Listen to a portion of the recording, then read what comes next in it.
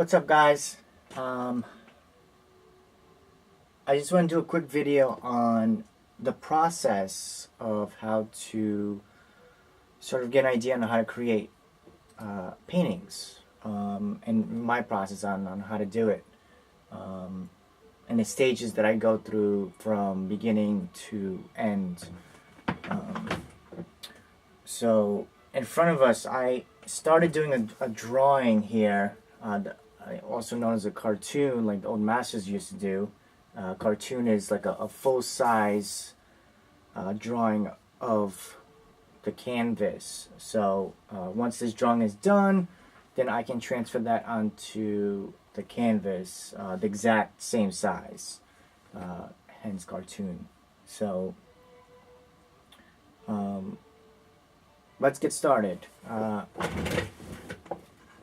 I want to bring you just closer in.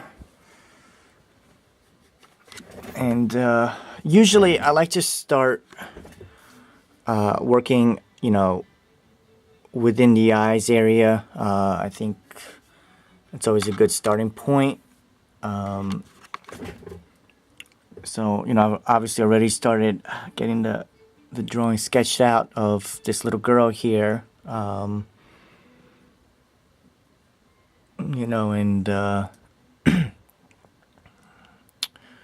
let's just get right to it.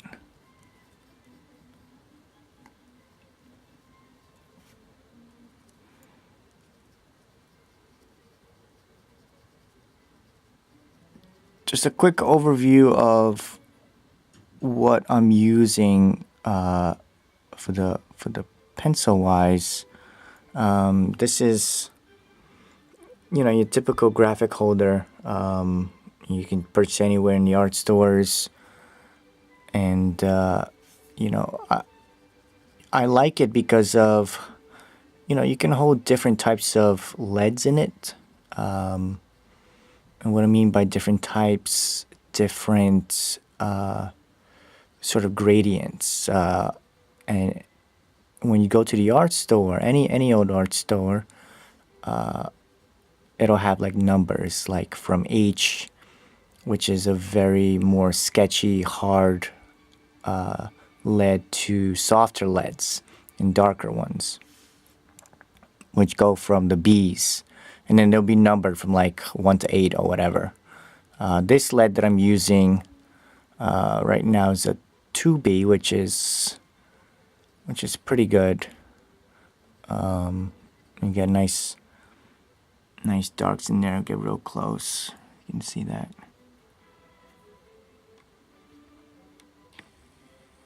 Yeah. So obviously right now I'm just blocking in, really carefully the pupil. Children tend to have really big, beautiful eyes, so I want to make sure I accentuate that really well. And I just love drawing eyes. They always say it's the window to the soul or something like that. But it really adds character. And if you look a little closer, I don't know if it's a little blurry. It's probably the best you can get. I make sure I add a little circle highlight for the highlights. I'll probably darken that pretty good. And when you do eyes, there's so many ways of getting the shadows in there and contrasting it, depending on where the light is coming from. So let's say the light is coming from this side here, somewhere above. So we want to make sure that when it hits her face, when we do the eyes, we want to make sure that the highlights is popping out. So we'll darken this little lid here. I do apologize about the camera. It's not the best camera in the world. I hope to get a better one eventually, but this I'll have to do for now.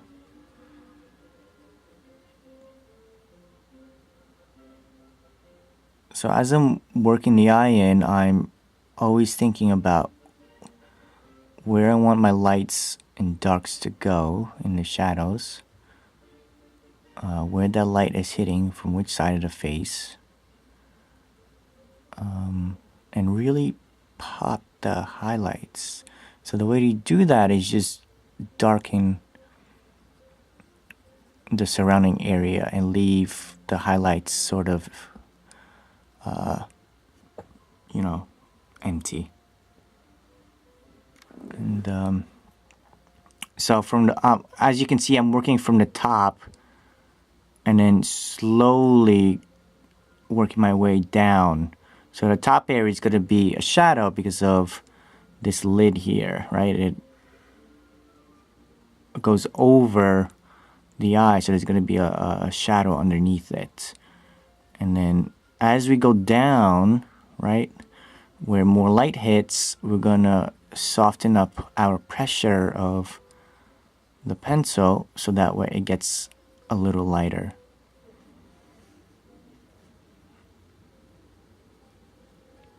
And then you make sure you blend that really nicely so that way we're not seeing any eyes, and it's a nice gradient of values, right? Values from light to dark or dark to light.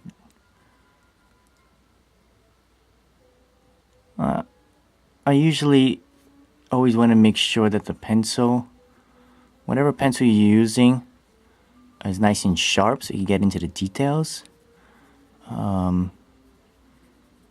really, really well.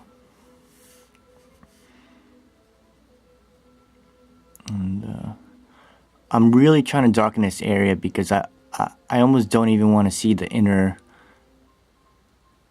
dark pupil. Like I just want to almost blend it right into the eye.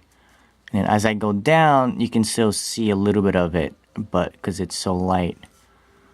And really line this area up here a little bit.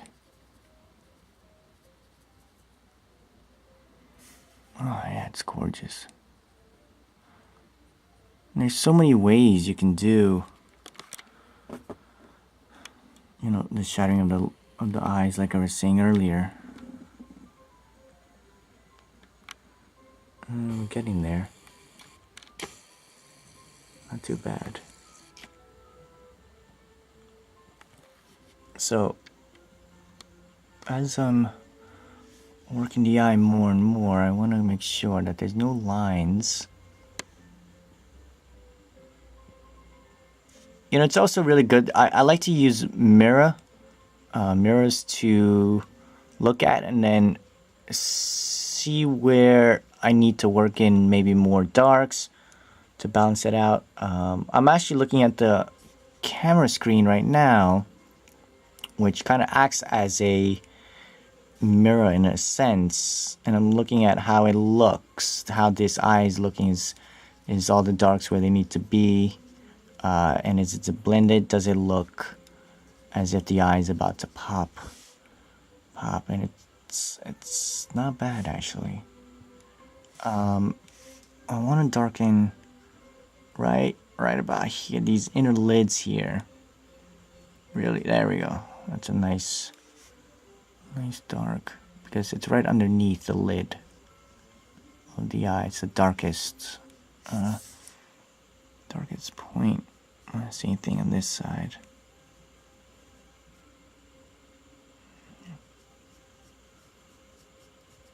I'm gonna do too much, but just enough. And then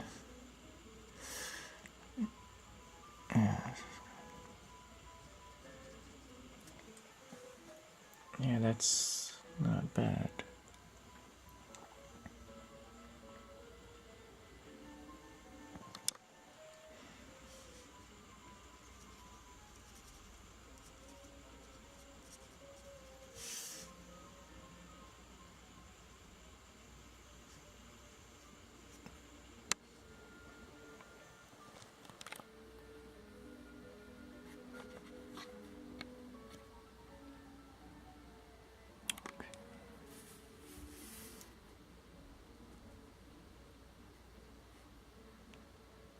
And then where the white area is, this area here, you can just very gently, like on the corners of the eyes, give it a slight, very little pressure when you do this. Like my pencil is barely touching the paper, and you can see.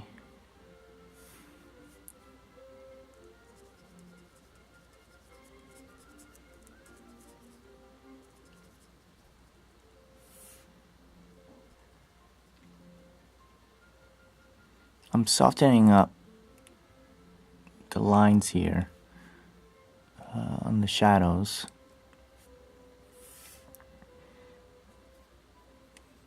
So that way it's not too harsh on the eyes.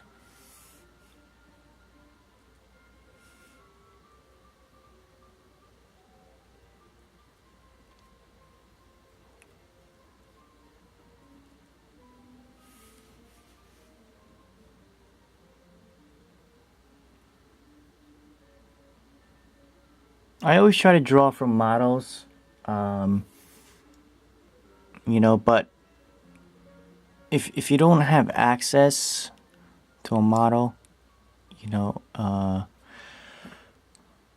don't suggest working from a picture, but, you know, obviously if that's all you have, do it. You know, if you need like reference photos of an eyeball, you know, just use what you can. One reason why I don't really suggest using photos, because, you know, the shadows, they tend to be very flat, so it's hard to see, you know, if not, especially when they're not properly lit. Very hard to see the lights and darks.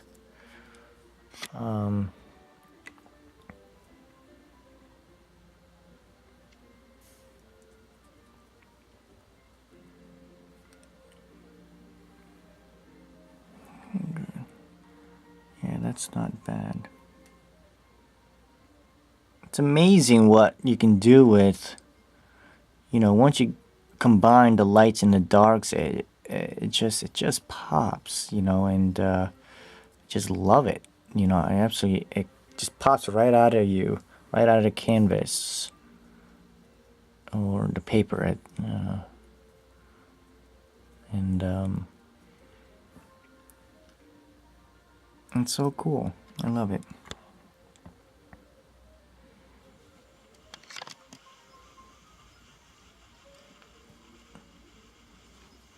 You know, and as I'm drawing away from the eye, I'm always conscious about where this light is coming from.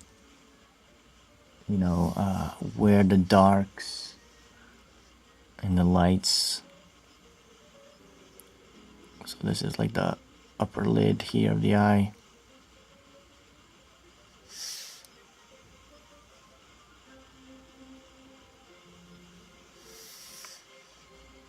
Yeah. Let's do a little.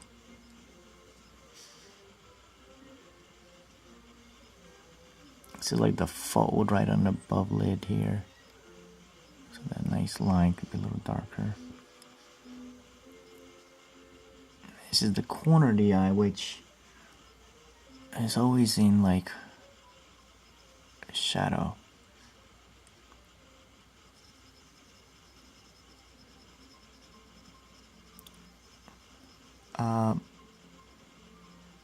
There are many ways of drawing. You know, when I draw, I tend to be a little.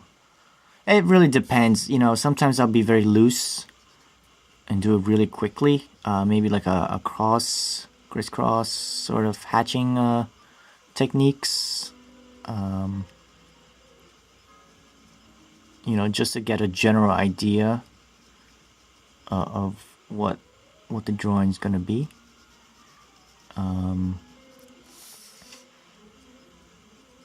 You know, sometimes I'm feeling really wild, and I just really quickly put a dark and a light and blend them, and just kind of know where I'm going with that. But at times, most of the time, when I want to finish a drawing, I really want to keep it tight. What I mean by that is really focus on the lights and the dark. So this is the underlid here, and I'm leaving a little area of light so that way we know where that underlid is.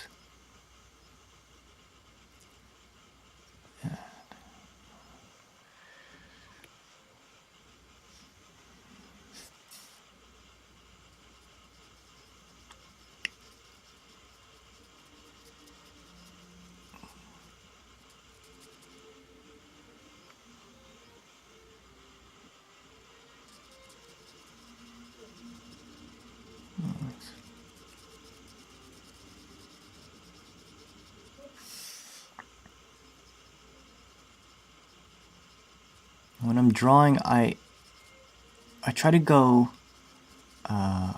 blend the lights and the darks really softly, because I don't want any harsh lines as I'm drawing on the face.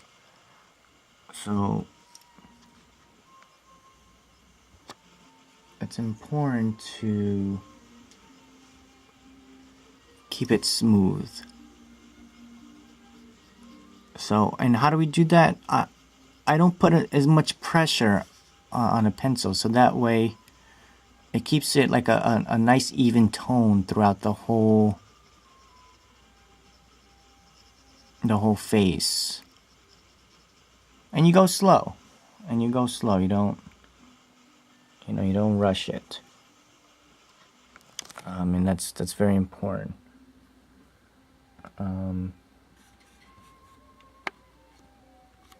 And when you don't rush it's gonna come out great.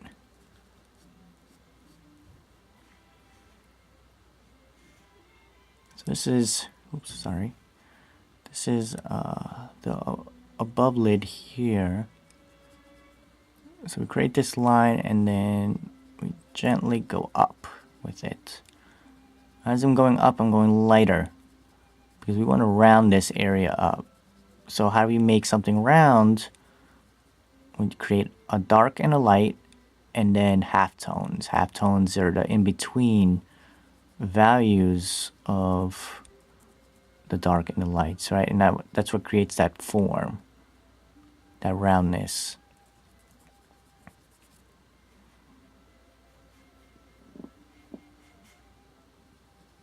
And you blend until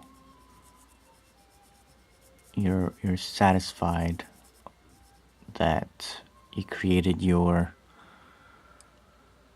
illusion from flat to almost 3D like. I noticed a lot of times when people are drawing, their darks aren't dark enough. So it's not popping out as much as it should. And then in between the darks and the lights, when I'm teaching the students, I'm always seeing lines, and I don't like. I like a smooth line from the dark going into the value into the light. You can have harsh lines, but you got to know where to put those harsh lines, and then the soft lines.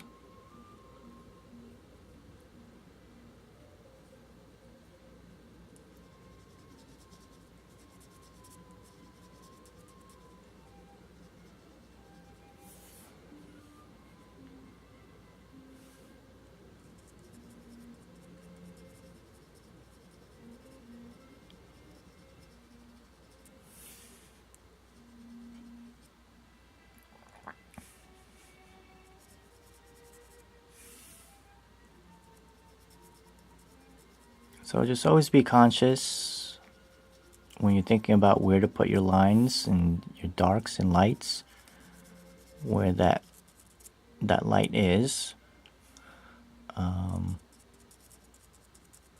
how it hits the face. Always.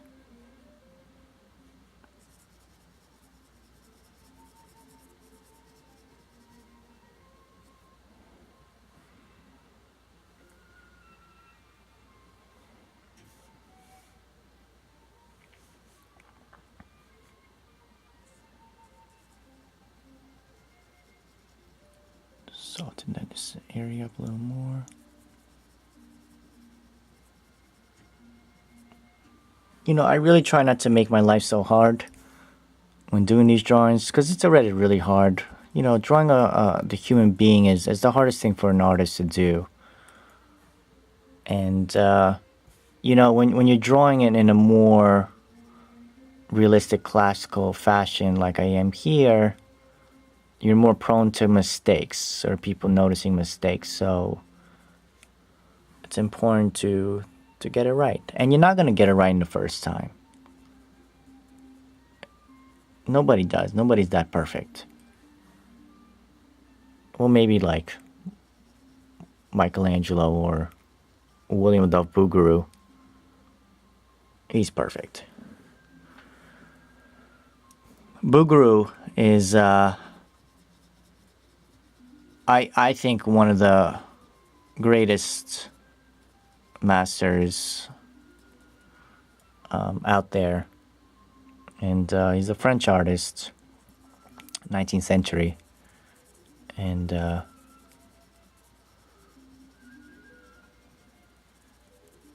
it's just, you know, his works are just amazing.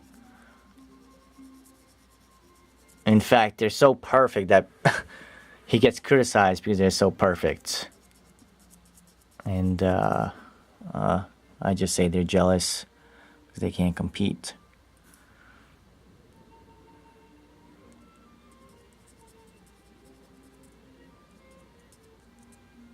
If you get a chance, definitely take a look at his work. A lot of my work is actually inspired by his stuff. He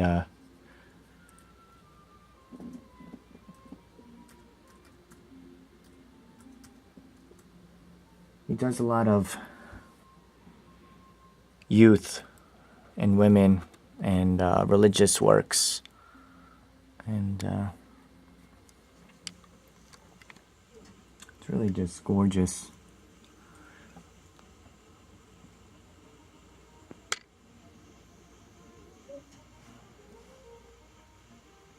Just kind of examining where I want.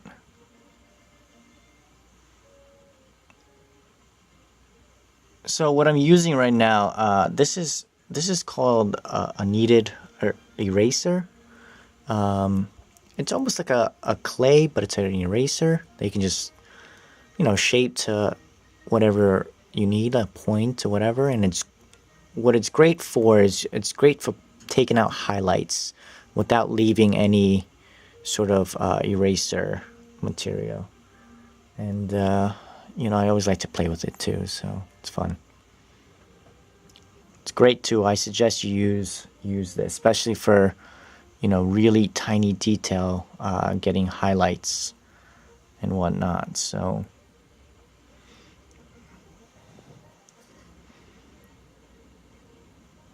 it's just kind of pulling out the highlights in the corner of her eyes here.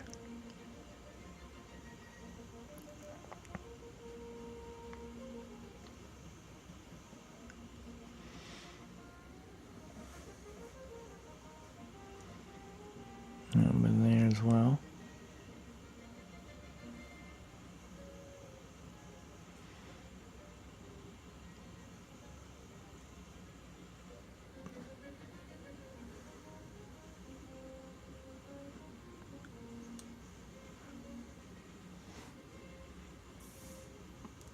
Just once you pull out the highlight, you know, there's a sharp line, so you want to always blend that in, so it kind of smooths it out. You don't want it too much. So I'm just gently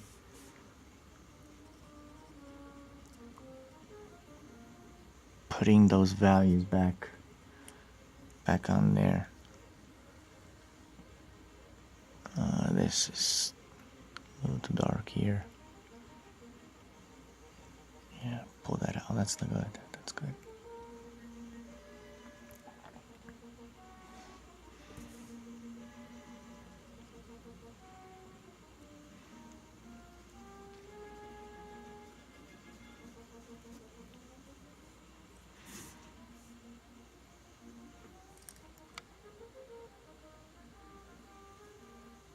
But yeah, I think it's coming out pretty good, and